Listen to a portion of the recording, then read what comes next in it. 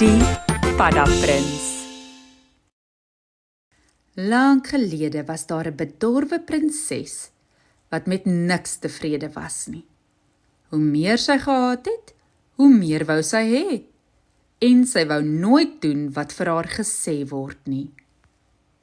Eendag het sy met haar goue bal in die woud gaan speel. Al het haar hoofoppasser vir haar gesê dat sy 'n paar nuwe sakdoeke moet borduur. Sy het die goue bal hoog in die lug ingegooi. 1 keer, 2 keer, maar die 3de keer het dit uit haar hande geglip en met 'n groot plons in 'n diep rivier geval. Die prinses het haar voete gestamp en geskree, maar dit het nie gehelp nie. Sy skop toe sommer 'n klip om die rivier en wou net weer hard gil, toe 'n baie groot padda by die rivier uitspring. "Eeuw," sê die prinses, "'n vieslike slijmerige padda, maak dat jy wegkom," sê die prinses. Maar die padda het stil bly sit. Toe begin hy praat. "Waaroor skop jy so bohaai op?" "'n padda wat praat?" Die prinses was vir 'n oomblik sprakeloos, maar toe kyk sy die padda uit die hoogte uit aan en sê, "As jy dan moet weet, my kosbare goue bal het by hierdie rivier ingeval en ek soek dit terug." Die padda het skielik by die rivier ingespring. Hy was binne 'n oogwink terug met die prinses se goue bal. Die prinses wou dit sommer gryp, maar die padda sit sy nat poot stewig op die bal en sê, "Het niemand jou maniere geleer nie? Asseblief en dankie sal welkom wees. Maar hoe dit ook al sy, ek het 'n spesiale versoek." Die prinses het uiters verbaas na die padda gekyk. Niemand waag dit ooit om so met haar te praat nie, en beslis nie 'n padda nie.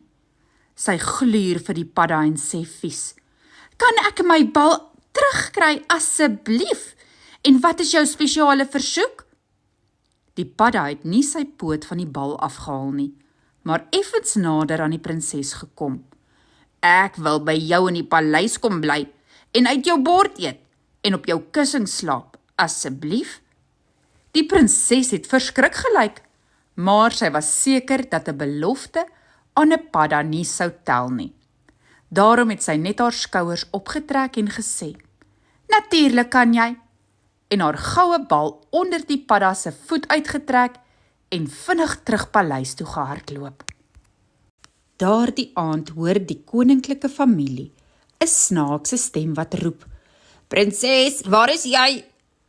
Die volgende oomblik hop die padda in. "Ag tog," sê die prinses, "die koningin val sommer flou."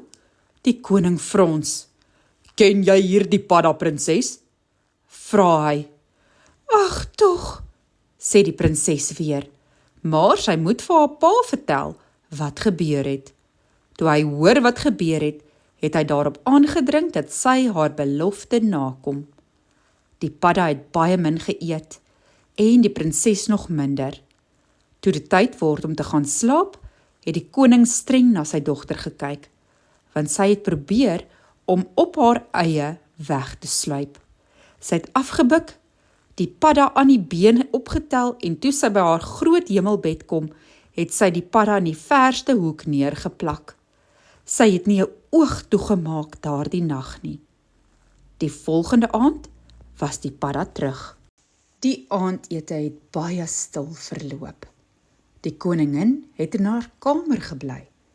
Die koning het sy koerant gelees en die prinses het probeer om nie na die padda te kyk nie.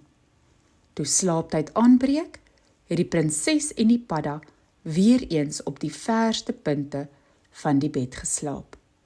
Die 3de aand was die prinses baie honger.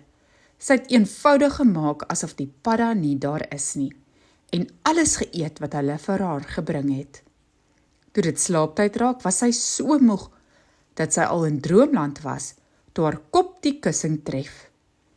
Die volgende oggend toe sy wakker word, het sy beter gevoel omdat sy so lekker geslaap het. Maar toe onthou sy skielik van die padda. Die padda was nêrens te vind nie. Aan die voetenend van die bed het daar 'n baie aantreklike jong man in 'n fluweelpak gestaan.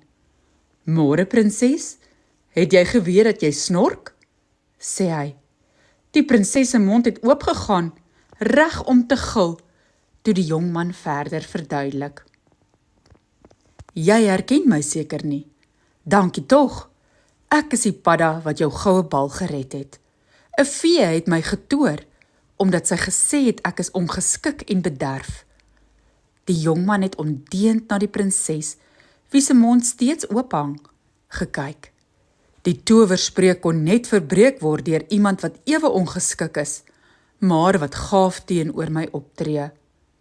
Die prinses het haar mond toegemaak. Die koning was baie beïndruk deur die jongman se goeie maniere. En die koningin het van sy mooi fluweelklere gehou.